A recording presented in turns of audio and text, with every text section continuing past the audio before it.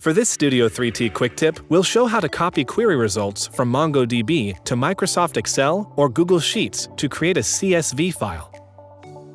We'll be using data from our customers collection, along with using the Visual Query Builder tool. Here we have a pre-existing query that contains customers who live in Chicago, have opted for priority support, and have ordered more than 50 times. We've also applied a projection and a sort. Now make sure Table View is selected in the drop-down menu. Then, select the query results you want to copy by right-clicking to bring up the menu. Next, choose Copy. Then select Copy Selected Documents as CSV or Copy Selected Documents for Excel. The data will be copied with column headers. Now go to Excel or Sheets, select a cell, and paste. And voila! The quickest way to export MongoDB query results.